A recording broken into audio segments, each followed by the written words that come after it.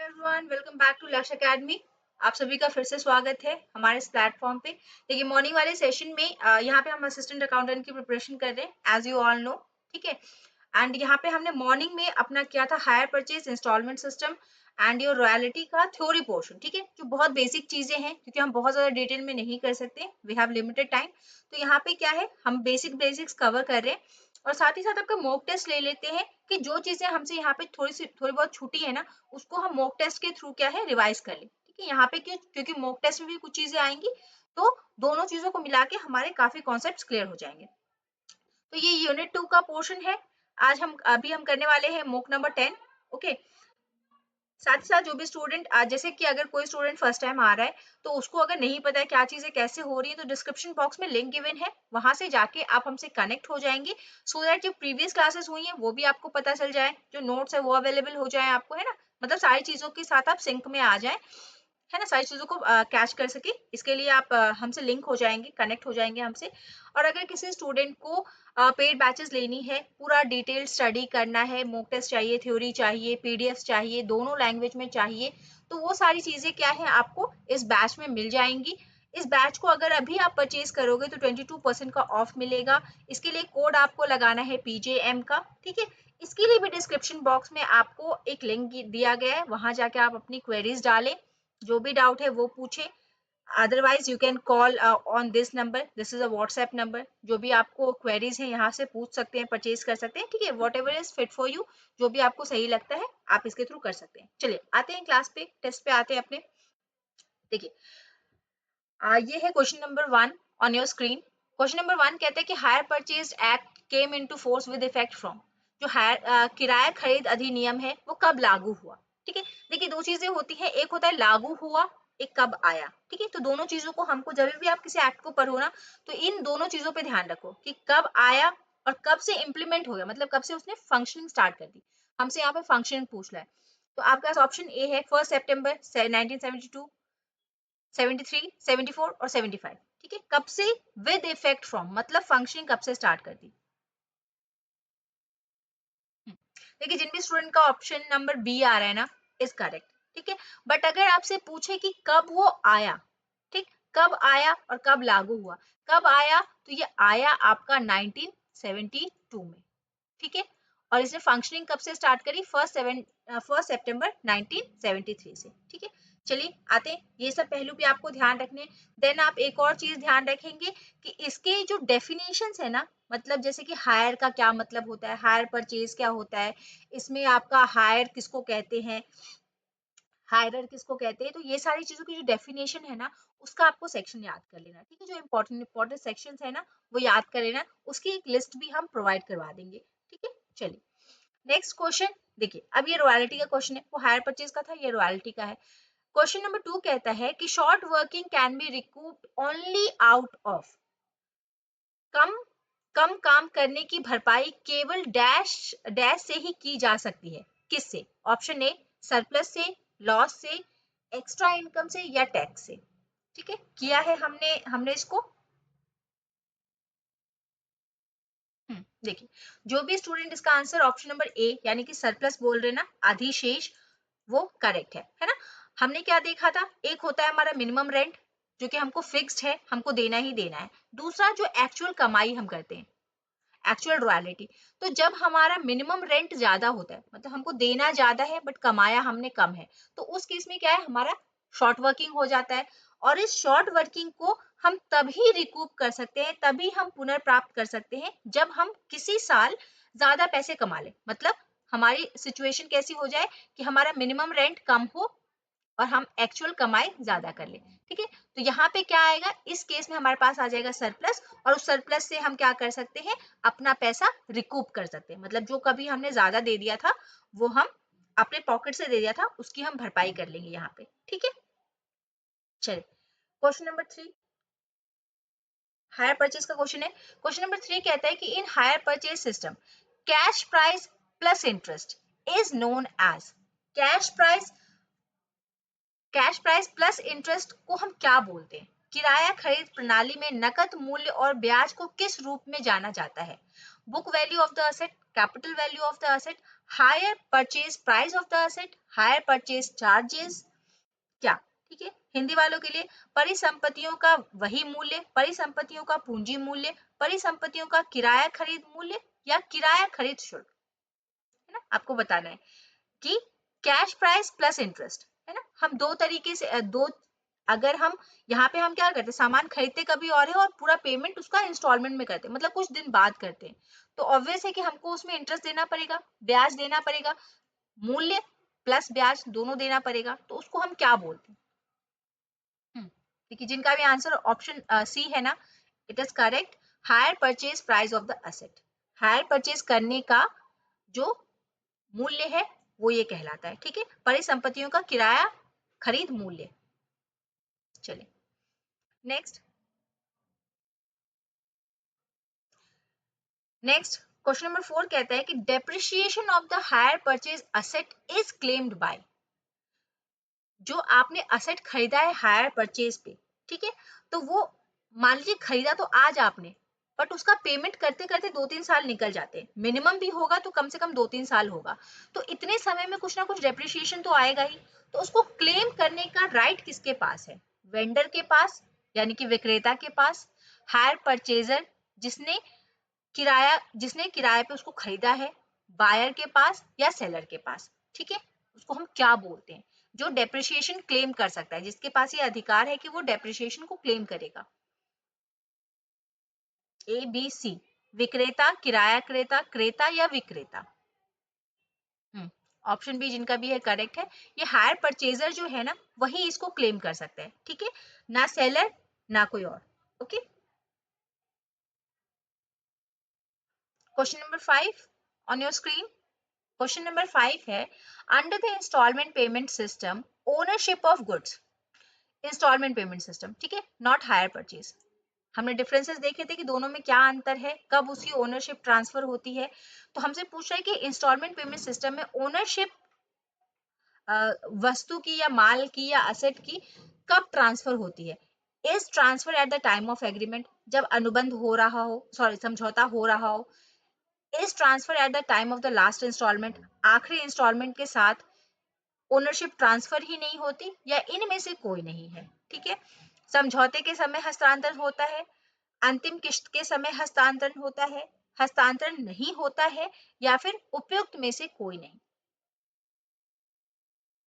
जिनका भी ए है करेक्ट है, it is transfer at the time of the agreement, जब आपने इंस्टॉलमेंट पेमेंट सिस्टम में जब आपने अनुबंध बनाया, जब आपने समझौता बनाया, तभी उसी वक्त क्या है, उसी वक्त आपका जो है ओनरशिप मालिकाना हक आपको मिल जाता है।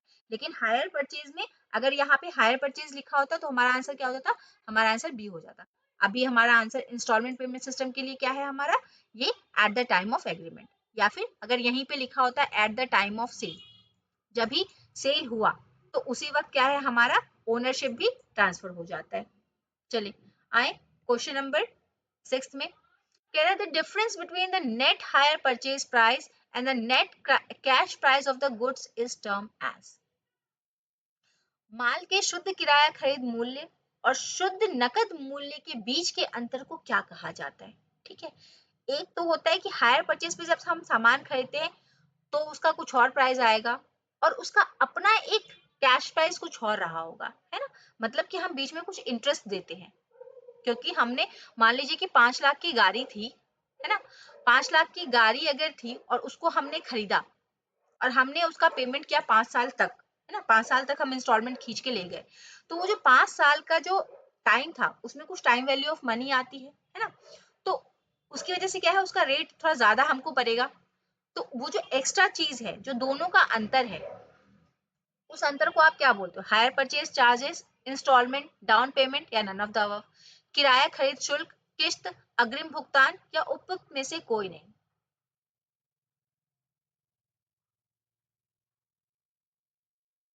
ये क्या है आपका हायर परचेज चार्जेस, या फिर इसी को अगर हम एकदम लेमैन भाषा में समझे ना, एकदम सामान्य भाषा में, तो ये क्या है, इट इज द इंटरेस्ट। मान लीजिए कि हमने 5 लाख का कार था, उसको उसको देते देते जब हम 5 साल बाद तक जब हम उसको पेमेंट कर रहे हैं तो हमको पता चला कि हमने 5,75,000 रुपए दे दिए, तो दोनों में जो अंतर आया ना इसको हम हायर परचेज चार्जेस बोलेंगे।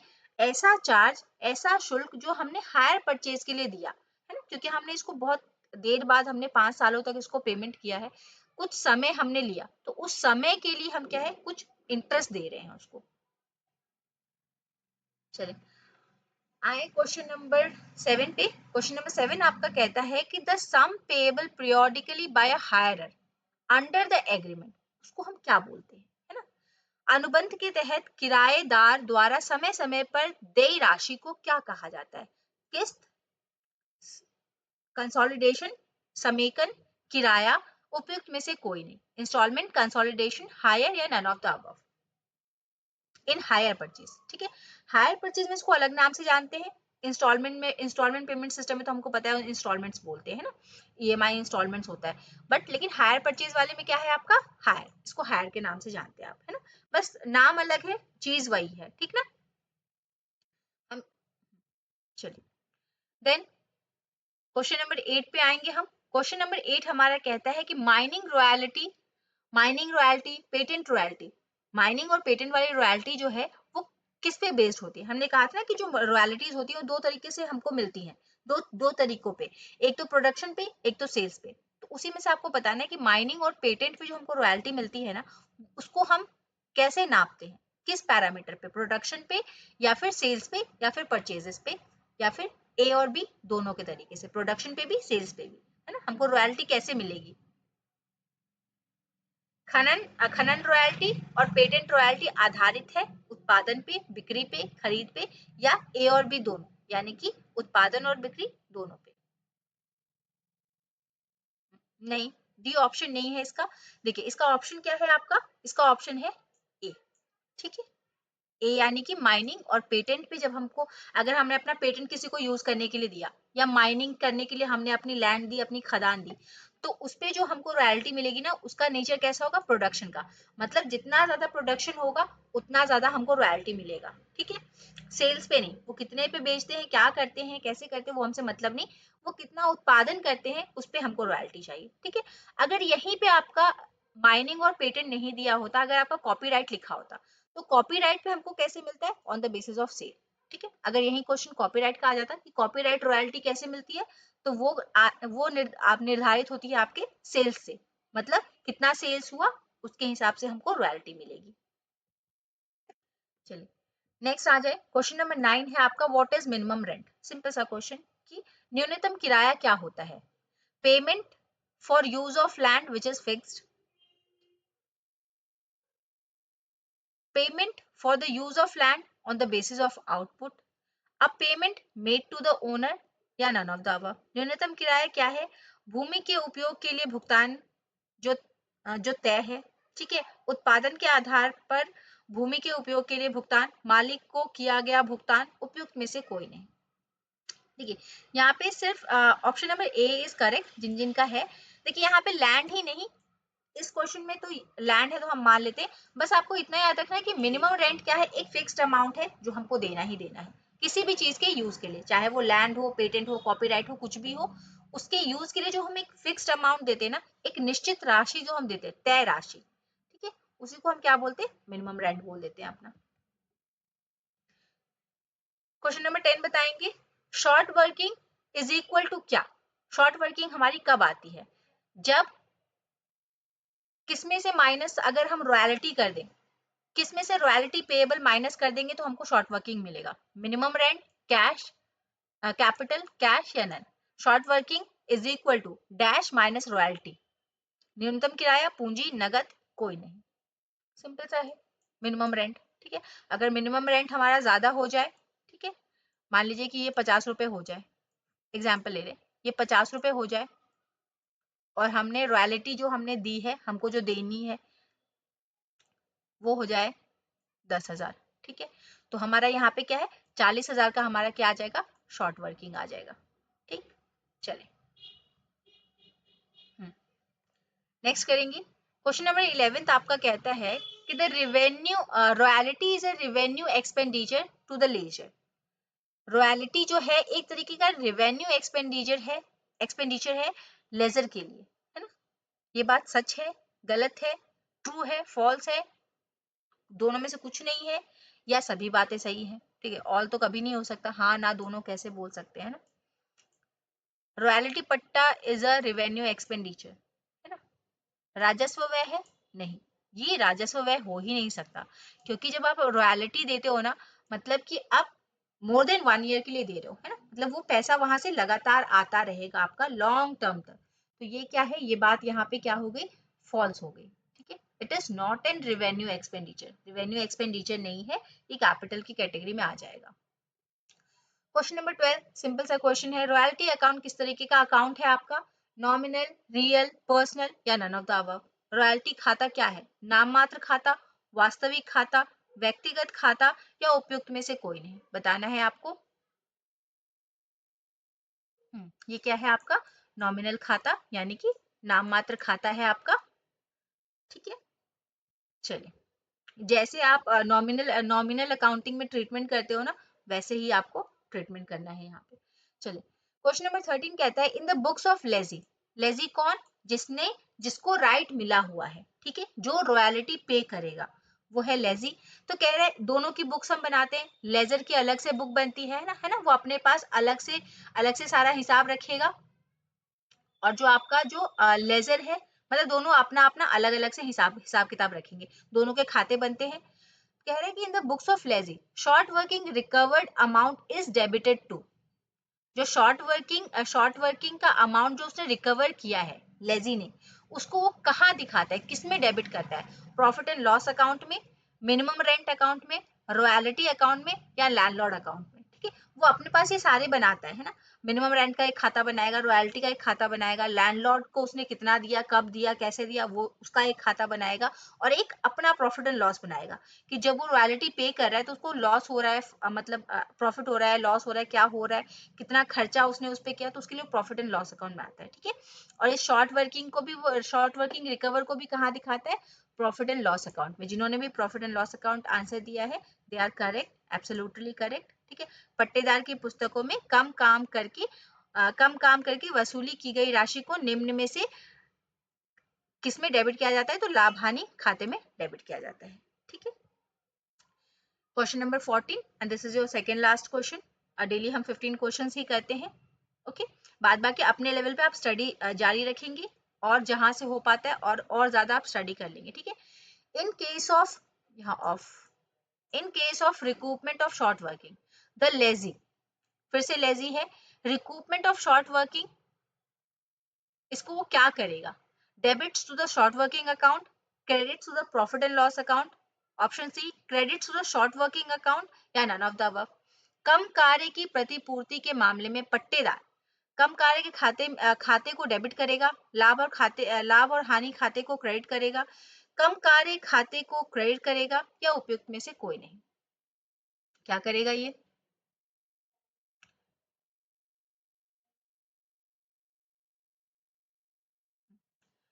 ऑप्शन नंबर सी आपका करेक्ट है, ये क्या करेगा, credit short working account, short working account को क्रेडिट करेगा, ठीक है।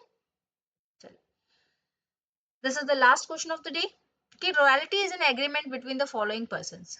रॉयल्टी का जो एग्रीमेंट बनता है ना, ये दो लोगों के बीच में समझौता है, दो लोग किसी एक निश्चित बात पे राजी होते हैं, राइट दिया जाता है ना, जैसे हमने कहा था mister A and mister B थे, तो उन्होंने क्या किया था, ए ने बी को राइट दिया, यहाँ पे राइट दिया गया, एक मिनिमम रेंट तय किया गया होगा, है ना, मतलब बहुत सारी चीजों को लेके क्या है, एक एग्रीमेंट बनाया गया होगा, बहुत से पॉइंट्स पे दोनों एक दूसरे से सहमत हुए होंगे, तब जाके ये समझौता बना होगा, ठीक है।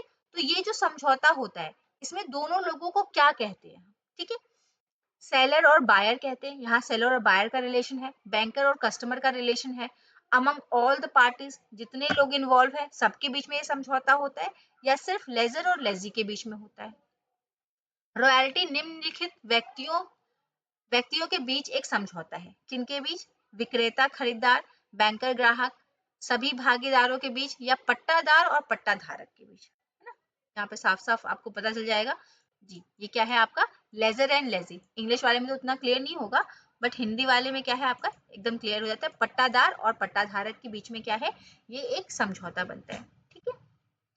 तो ये कुछ क्वेश्चंस थे जो कि आपके बेसिक से रिलेटेड थे। बेसिक यहाँ से थोड़ा बहुत आपका थोड़ा बहुत के यहाँ से आपका बेसिक जो है वो पॉलिश हो जाएगा। ओके, और बाकी जो चीजें हैं, बाकी जो प्रैक्टिकल वाला पोर्शन है वो कल हम कर लेंगे। ठीक है, thank you everyone for joining the session. Have a nice and wonderful day.